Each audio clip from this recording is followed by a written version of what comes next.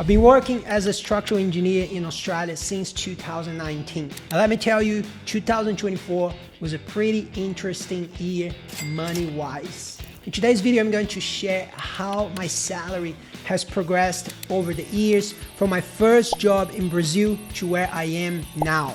Plus, I'll give you some tips on how you can make more money as a structural engineer. Money is one of those topics we don't talk about much, but it's so important. And I hope sharing my journey can give you some insights or even a bit of inspiration for the new year. My very first job as a structural engineer was back in Brazil in 2014, right after I graduated. I was fresh out of uni and my salary was about 45 to 50,000 reais a year. Now let's convert that to Australian dollars.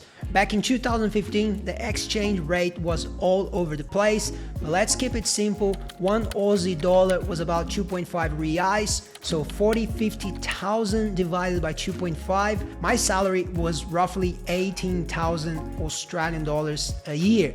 If that salary was in Australia, it is so low that I wouldn't even have to pay taxes. And I would be surviving on home brand pasta and cans of tuna, which is what I did when I first moved here. But here's the thing, I wasn't paying my bills in dollars, and to be fair, the company provided accommodation, food, and transport. So most of that money went straight to savings, which eventually helped me fund my trip to Australia. So I worked hard for the whole year, saving as much as I could, and when the time came, I spent it all on my visa, English school, flight tickets, and everything I needed to start a life in Australia. For a first job, it was an incredible experience. I learned so much, and honestly, I'm really grateful for it. Fast forward to 2017, and I was in Australia.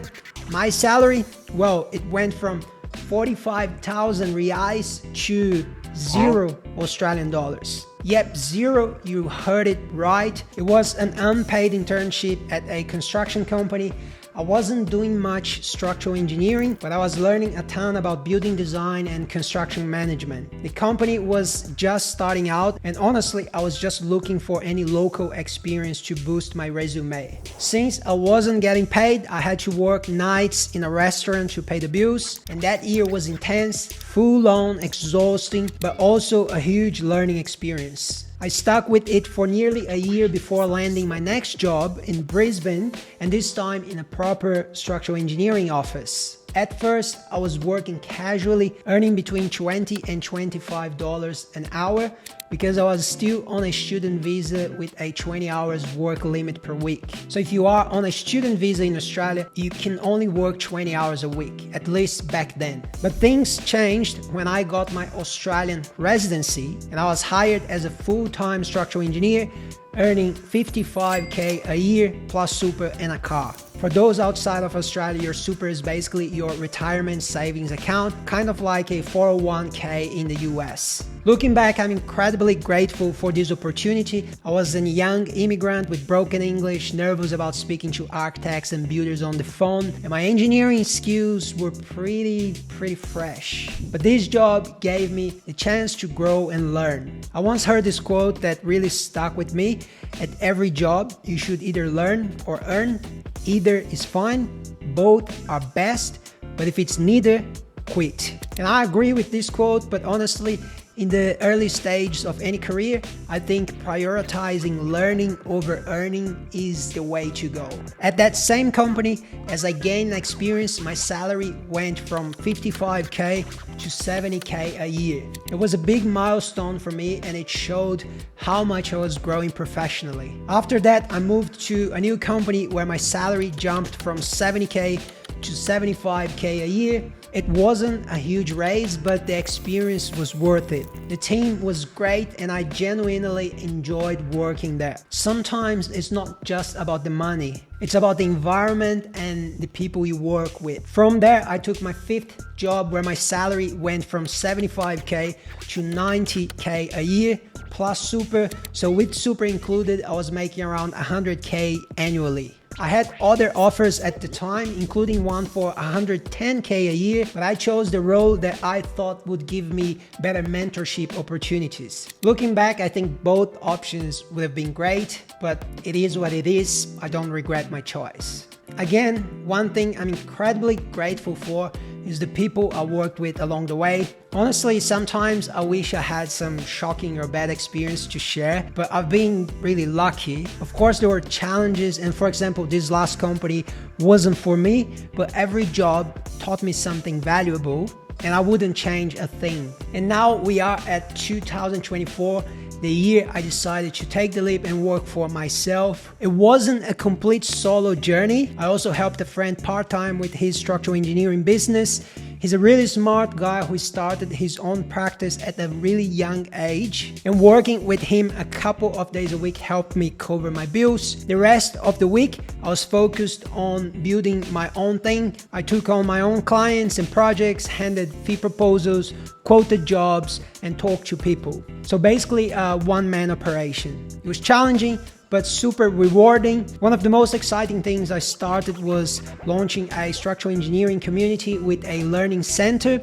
My first program is about residential structural design, where I'll guide you step by step on how to design a house like this one.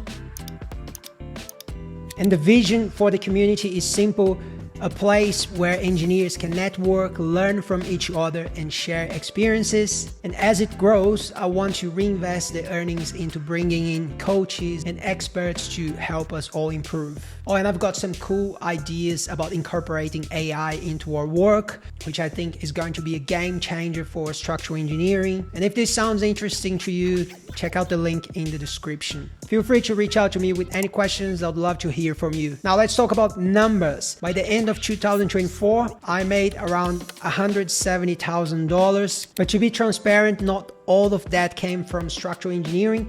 A portion of which was from investments. I sold some Bitcoin and tech stocks that performed well, which added to the total. So if we were talking strictly about engineering, my income was closer to $140K. I'm still not exactly where I want to be. It hasn't always been a smooth sailing, but I feel like I'm on the right path and making progress towards my goals. So a question I've been asked before: why did I decide to go out on my own?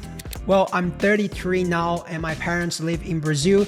They're getting older and I barely get to see them. And honestly, I don't know how much time we have left together on this planet, and I want to be able to spend more of it with them. On top of that, I do want to have my own family one day, have a bunch of kids, have a bunch of mini Brazilians running around. So I'm trying to build a life that gives me as much freedom and flexibility as possible. I know a lot of companies these days offer hybrid work schedules, which is amazing. And to be honest, every company I've worked for probably would have been understanding if I needed time to visit my family. But for me, it's not about whether they would allow it. It's more about me feeling free to make those choices without having to ask for permission all the time. So to sum it up, I want the freedom to see my family, travel when I need to, and eventually build a life where I can focus on my own family. And for the ladies watching this video, probably 2% of you apply within if you're interested. Just kidding. That was awkward. Should we cut that out? Yeah.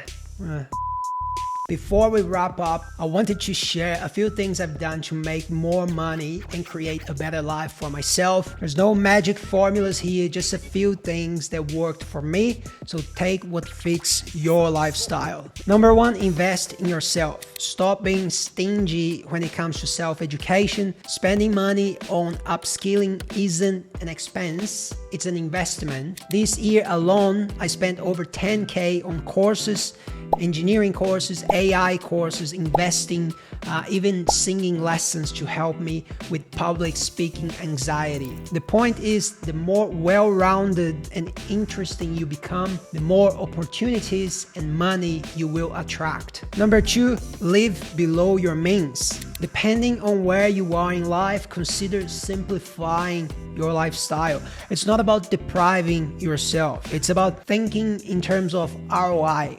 or return on investment. For example, I share a house with a friend to save on rent, and I drive a modest car that I paid upfront. At the same time, I don't go cheap on quality food and travel because those are investments in my health and happiness. So my point is, choose wisely where you're spending your money. And number 3, manage and grow your money. I started managing and investing my money. I'm not a financial expert, so this isn't advice, but here's what I did. I parked some money in a high yield savings account. I bought some ETFs, I bought some shares and a bit of crypto as well. And that's basically it. I haven't ventured into real estate yet, but that might be next on my list. Yeah, so these 3 steps, investing in yourself, living smart, and managing your money have made a huge difference in my life, and they might help you out too. So that's my story and my journey so far. I'll probably do another video like this one next year to compare and see how things have progressed. It's always good to reflect and celebrate the wins. Thanks so much for watching, and if you found this video helpful or relatable, give it a thumbs up and all those things, subscribe, and I'll see you in the next video.